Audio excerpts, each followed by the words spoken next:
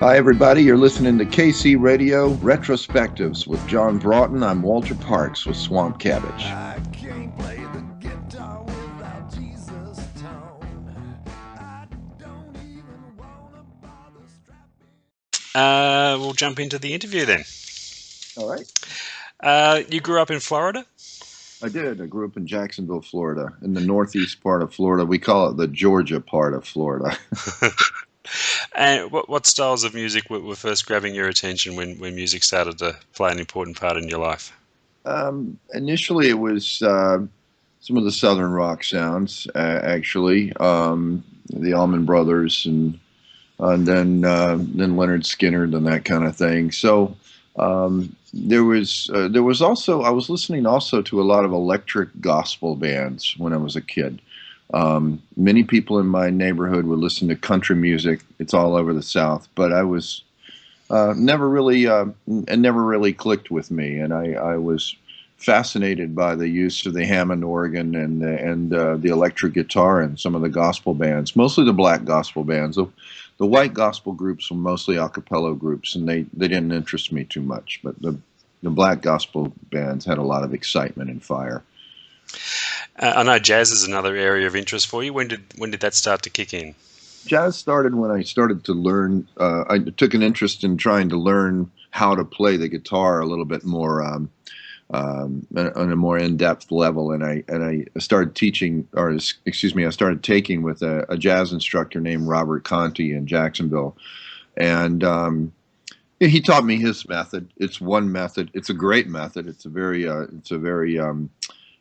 clear method of understanding jazz harmony, and it was very magnetizing to me. There's the use of chord melodies to make complete songs out of on the guitar, and that was really my approach to learning jazz, was through chord melody and not really so much improvising with other people. That would come later, but that was my initial interest in jazz, was through just trying to learn the guitar a little bit more in depth. You played viola as a young lad. When did the attention switch away from that towards guitar? I think I succumbed to the peer pressure during the early '70s, late '60s. I'm of course revealing my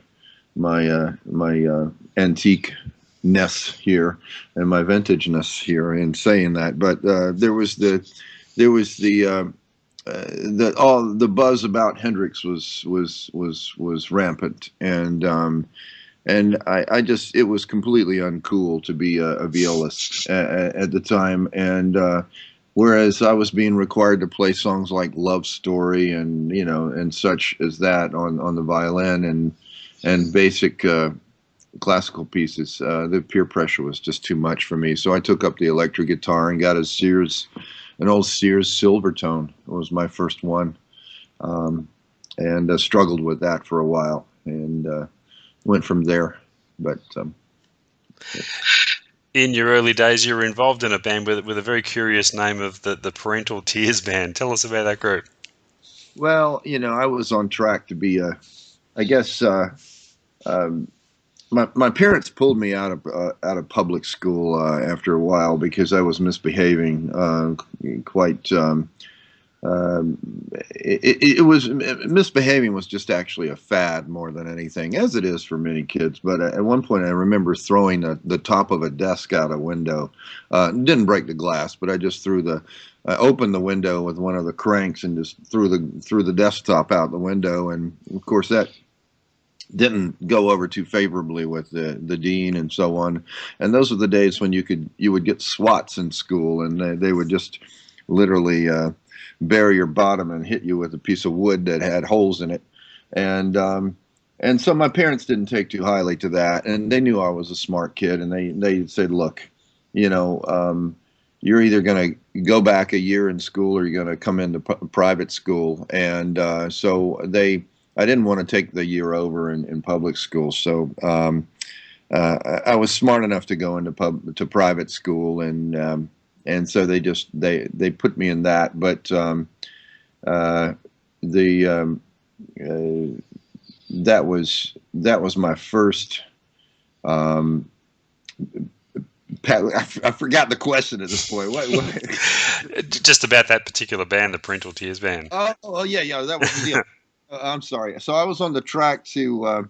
I'm sorry. I've been out in the woods and it's very cold here, and my mind is just. I'm just kind of getting acclimated to being in the nice, cozy indoors. I was cradled amongst the children of bankers and lawyers and kids that were going to do well no matter what they did. And I didn't come from privilege. My parents struggled to put me in a private school. I was the smart kid, but I think they were kind of horrified in a way that all of our parents were, that myself and my bandmates were considering careers in music. And it was, in kind of a college prep school, it was just it was not a good choice to consider a professional experience with music. So we named the band the Parental Tears Band, and in sort of a satirical nod to our parents, who were very concerned about our respective career paths. So. I believe you studied business management for a while. Was ever a danger that you were going to stay on that career path and be lost to music?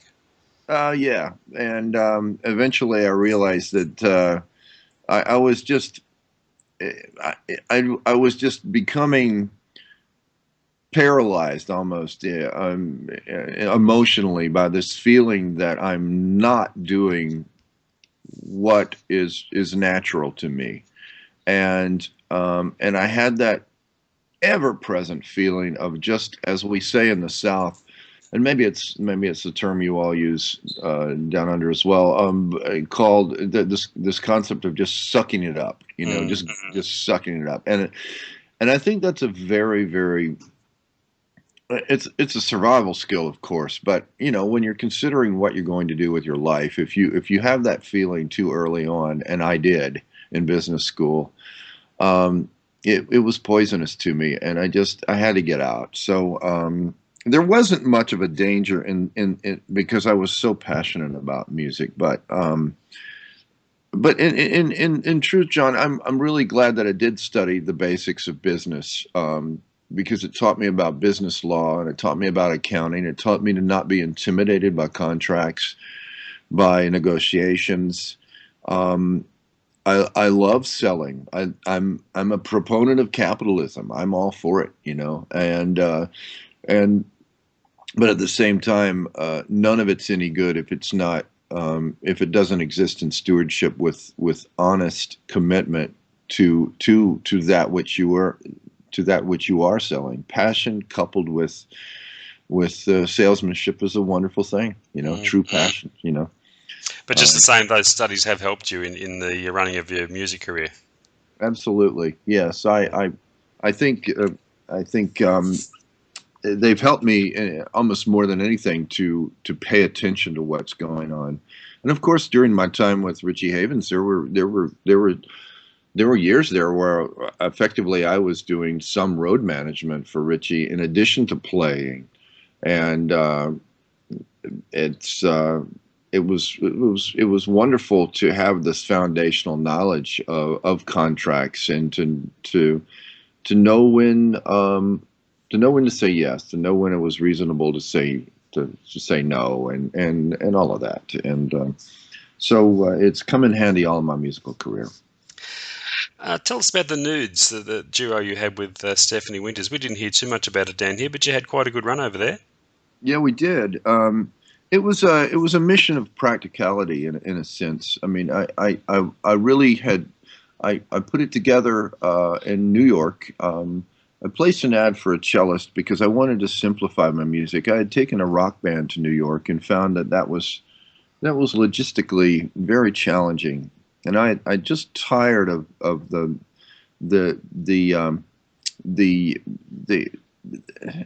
trouble that one has to go to maintain a rock band in New York City, which is where I moved to from Florida. And so I wanted to try this with a cellist, and I found a Juilliard cellist, Stephanie Winters, and we We had a wonderful about an 8-year run. We released 3 records. One of them, and I don't know if you know this, John. One of them we recorded at Electric Lady Studios in New York, which used to be, of course, owned by Jimi Hendrix, and Yeah. it was a thrill to record there. Um, it was a fantastic experience musically. It was my first experience as an adult with dealing with a classical musician, and I had to hone my skills in an entirely different, more precise way than I had when I came up in garage bands, John, as many kids did when they started playing rock and roll. And so the precision that's required when you start mingling with classical musicians, and they have a certain dependability that they expect out of their colleagues, starting with just plain old punctuality. You say you're going to be at rehearsal at 12 o'clock. Well, you darn well better be, because they're not used to you just coming in at 12:30. And in addition to that, I learned to write out musical charts, and so on, for my colleague and so on. After a while, none of that was necessary, but I liked how she honed my musical skills, my concept of intonation, my concept of arranging. She had an adept analytical mind for pop arrangements, and theme and variation. And I learned a lot from her. And I'm very proud of the music that we put together. A lot of people still email me and say, when are you guys going to play again? And occasionally we do in New York. I don't know that we're going to do a tour, though. But anyway. On the bio of your website, you quote a time that you spent at a Buddhist monastery in France as the best vacation you ever had. It sounds like a life-changing experience for you. Tell us a little bit about that. I was trying to figure out. Well, first of all, I had, when the Nudes sort of disbanded, John, it was an oddest time for me, because I just had seemingly lost my passion for taking my original music and presenting it to the world. I just had no drive for it. I didn't care to promote myself at all, inexplicably. And I was looking for a possible alternative career. I wanted to know who I was as a person without the guitar as an appendage of my life, And I took this little exercise on a really good friend of mine is a singer-songwriter in the States named Tom Prasada Rao. I don't know if you know him, but he's of Indian origin. And he recommended this book to me by Thich Nhat Hanh, who was a Vietnamese Buddhist monk. And I read the book and read several of his books. And I went to this monastery with an open mind, but also with the hopes of maybe figuring out what was left of me if I told no one that I played guitar. And I succeeded for about a full month of not exposing to anyone that I was a guitar player. And in the end, I failed miserably, because I think on the last night, our going away party, we did a sort of a talent show or show and tell, and I got up there and played a Lenny Kravitz song called "Let Love Rule," and it went over really well, but in a certain way, I regret that I did that, because I couldn't say after that whole experience that I did that without revealing myself in that sense. But it was a marvelous lesson in just listening to other aspects of who I was. I suggest that everybody do that sort of thing. Now, you've been working with Richie Havens for many years now. How did that connection first strike up? It first struck up from my touring with Stephanie Winters and the Nudes. There was about a 3-year stretch there when I played with Stephanie and the Nudes, and we shared the same booking agent with Richie. So we would occasionally be paired in concerts together, opening for Richie in various opera houses and so on in the United States. So Richie met me there, and I met Richie there. One of the biggest thrills that we ever had was I was playing in this marvelous theater, actually in my hometown in Jacksonville, Florida. It's called the Florida Theater. And I looked off to the side of the stage, and there Richie was taping us with his video camera. And I thought, he was just so into what we were doing. And I thought, this is a big thrill. There's Richie with a big grin on his face, just tipping us, giving me the thumbs up sign. But anyway, so I met him there, and then some years passed, and I had played on a CD as a sideman, as a studio musician. I had played on a CD of a wonderful jazz blues singer named Dana Kurtz. And Dana Kurtz had by that time been opening for Richie. This is around 1999 or something. And she knew Richie much better than I did. And she knew that Richie needed a guitar player at that particular time and recommended me. So when I showed up for the audition, Richie had no idea who I was by name, but he immediately recognized me, and it was I think I made him very comfortable just because he had seen me so many times and worked with me so many times. So that's how it came about. He has a very distinctive playing style and performing style. How challenging was it at first for you to adapt to that? It was. I'm amazed that I didn't get fired in the first 3 months, because Richie's leadership style is very he's very hands off. He wants you to find your own path in his music. It's kind of like, it's in keeping with the 60s hippie ideology. He just wants the groove to happen. He wants the flow to happen, and he doesn't want to impede that. He wants the individual to shine, but yet to have it somehow find its path naturally in your music.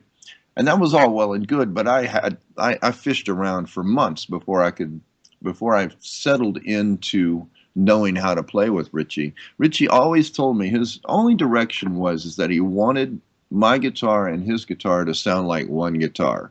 He wanted us to weave. And John, it took me about 6 months to figure that essentially what Richie was doing with his strumming style was galloping. If you really listen to every song that he plays with his rhythm playing, it's a gallop. And what I did is I adapted almost a banjo type picking style, an arpeggiated banjo picking style that I used with all of my 4 fingers and my thumb. And it wove so nicely with Richie's triangle pick gallop strum vibe that he had. And we accomplished exactly what he was looking for, which is to play as if we were one guitar. But I tell you, John, it took me about 6 months to find it. And I'm so grateful that he was not too specific with me, and that he did allow me the creative freedom to find it, because I had a great run with him. I mean, it was 10 years with Richie, working with him and sitting on that stool next to, I think, one of the world's most beautiful voices. And I mean, I'm almost choked up just remembering it and thinking about those nights and how fortunate I was for it, But. So were you able to reach a comfortable level of time balance between your work with Richie and pursuing your own music? Were you able to devote a level of time commitment to each that satisfied you? Not really. I made Richie my priority for 10 years, and there were many engagements that I turned down, many offers for festivals with my group that I turned down in order to honor my commitments to Richie. And I feel completely fine about that. Richie deserved, I think, a serious and honoring side person, as I would want if I were his age, and at his experience level. He deserved the devotion that I feel like I gave him but unfortunately, I let some opportunities slide by. So it's been a little slow getting Swamp Cabbage up and running now. And as you know, I'm not sure if you know, but do you know that I'm no longer playing with Richie? Are you aware of that? Yeah. Not until we just started speaking about it. No. Yeah. In last year, Richie decided to take some time off of undetermined length, just to rest and kind of deal with some health issues. And so he cleared his schedule, and of course that freed me up. And so I was jettisoned into pursuing my solo career, and of course getting very, very serious with trying to get as many bookings as I could for Swamp Cabbage.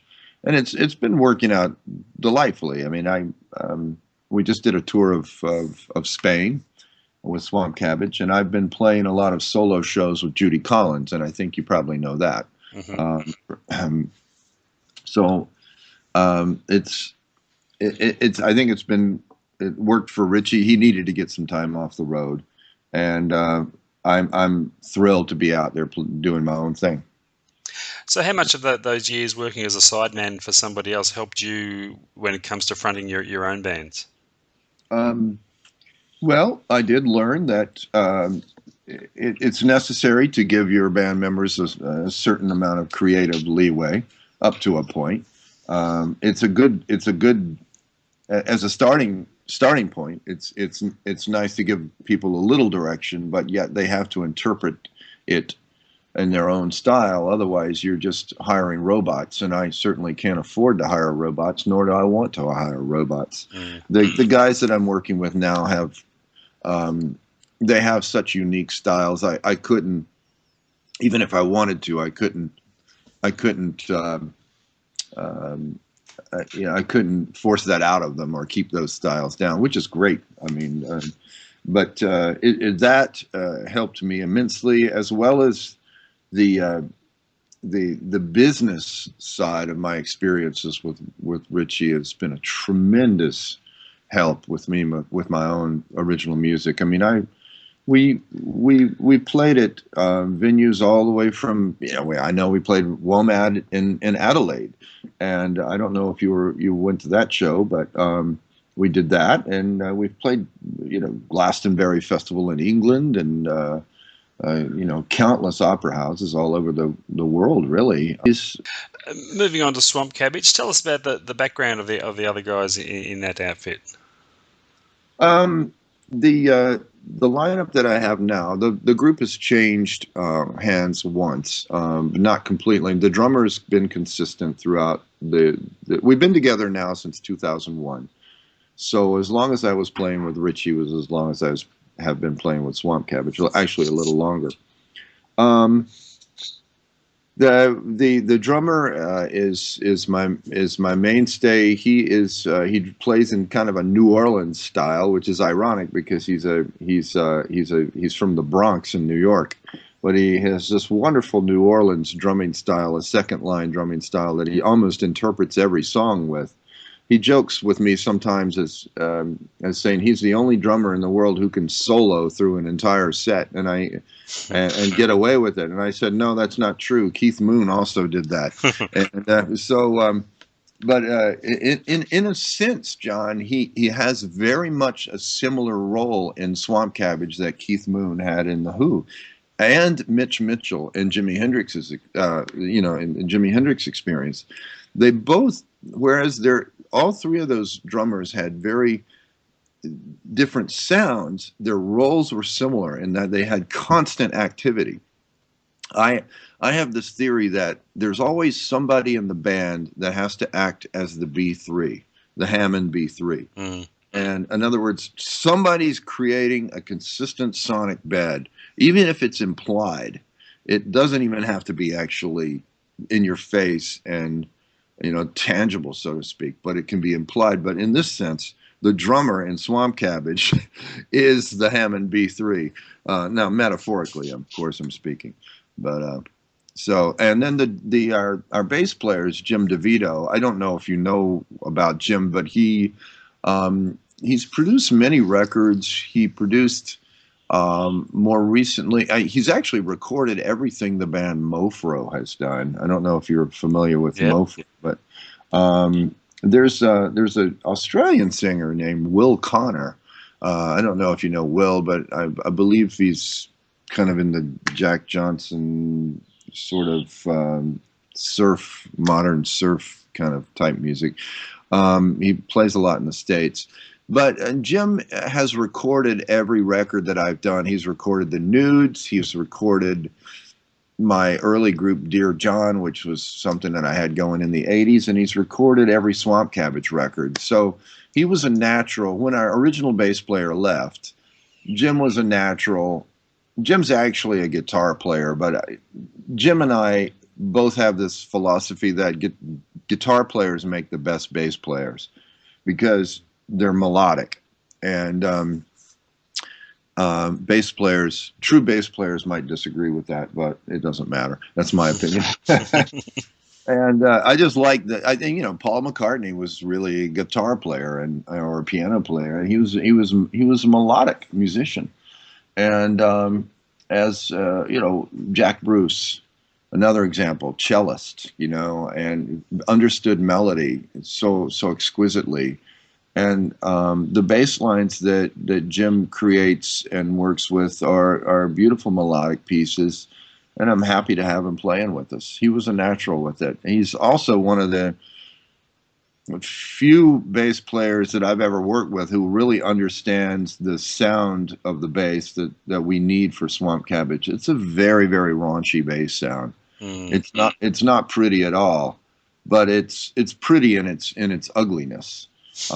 He plays this old Guild bass, and it's a hollow body, and it's constantly feeding back, and it's constantly distorted, and he just controls it.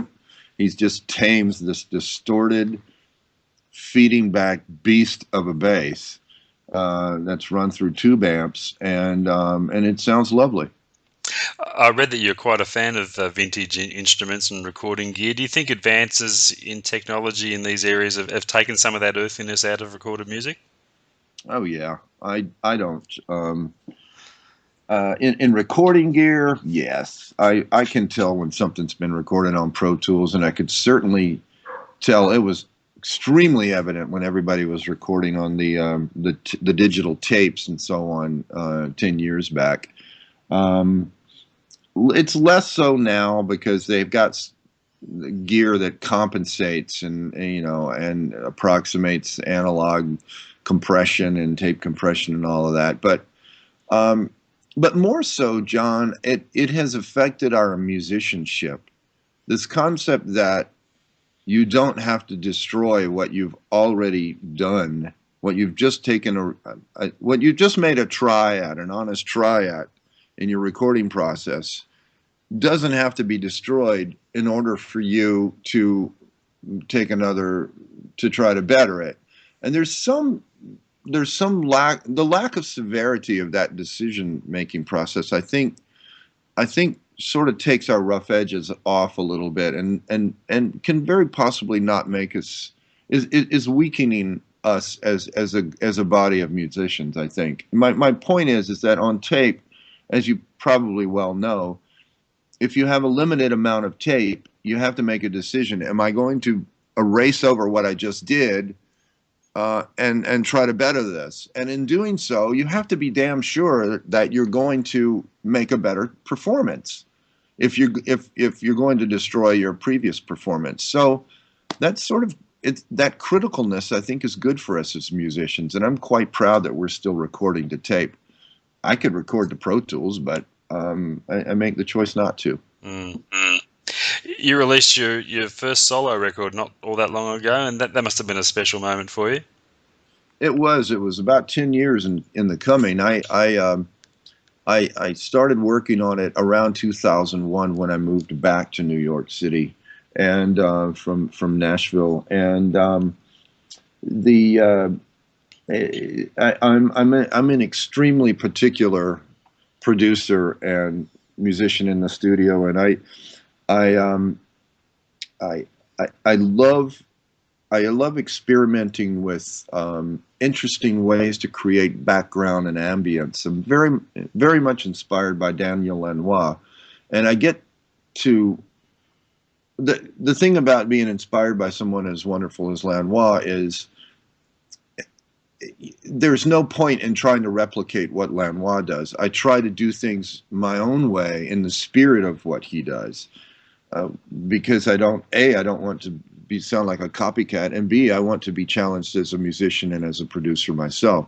So I think that some of the backgrounds and ambience and some of the vibes that you hear on my record are unique to me because I've taken the time to discover them. I do a lot of the stuff with lap steel, some unusual treatments with slide, none of which, John, I do with Swamp Cabbage. So Swamp Cabbage is just three guys raw. Very rarely do we even do any kind of overdubs. But when I'm doing my own music, when I'm making my own records, my solo records, I allow myself to put in to use ambience, sonic, to use sounds to create ambience, and I experiment with a lot of depths and a lot of dimensions to sonic dimensions, and it's a lot of fun. I love being able to have these two mediums, if you will. It's almost like having two personas in order to engage an audience with. I read another interview where you stated one of your major goals is to get involved in providing music for movies. Are you closer to achieving that goal? I've not yet gotten there with some of my more moody music, if you will, some of my more ethereal music, which you'll find on my solo CD and so on.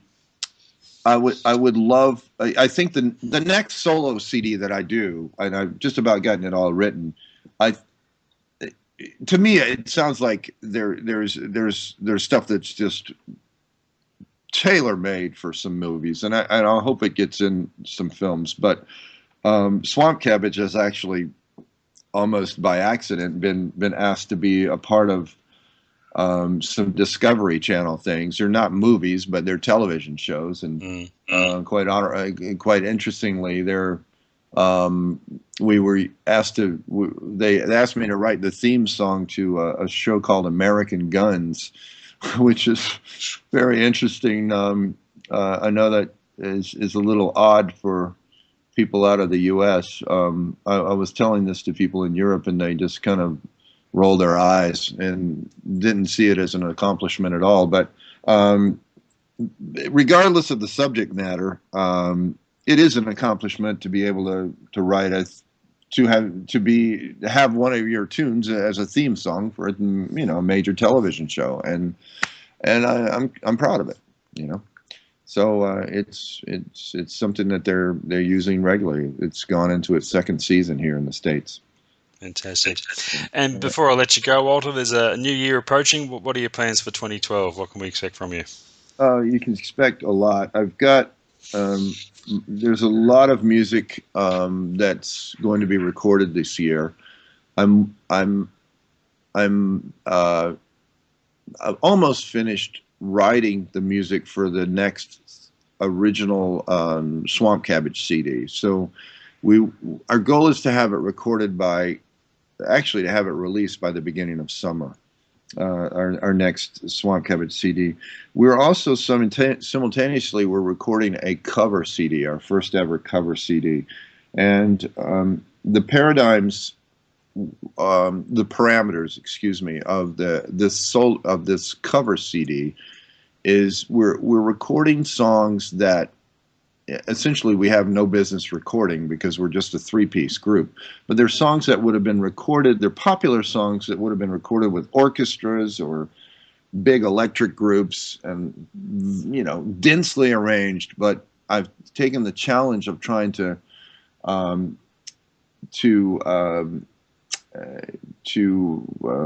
funnel these arrangements down and to manifest them with just a guitar, bass, and drums trio. For example, we've recorded Edgar Winter's Frankenstein. Uh-huh.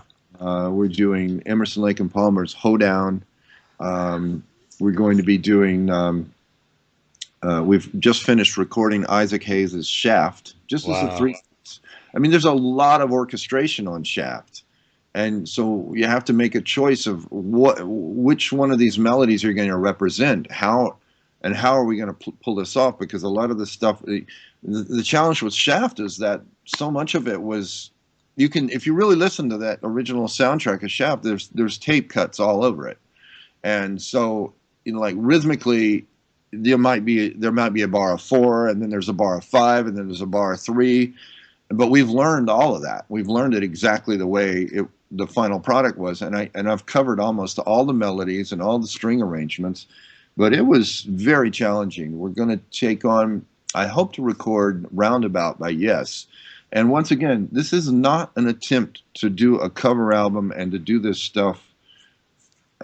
We're not trying to do an honest replication of it as it was originally recorded. I'm trying to honor all the parts, but I'm trying to manifest them as a guitar, bass, and drums trio. And to do that, even like with a song like Roundabout, it's very difficult. And then you have to convey it in a swampy southern vibe, and it compounds the challenge. But it's been great fun, and so I think that record's going to be a blast. In addition to that, I'll probably by the end of the year I'll start working on my next solo CD, and I've got some really beautiful pieces for that, but they're very different than Swamp Cabbage. Fantastic. Busy times ahead. Really looking forward to that covers project. That sounds like really exciting stuff. Thank you. Okay, Walter, thank you so much for your time. It's been a pleasure catching up with you. So John, I'll do that. your time and your support. I really appreciate it, and Merry Christmas to you. Happy New Year. And to you, and thanks so much for your time. Bye-bye. Cheers.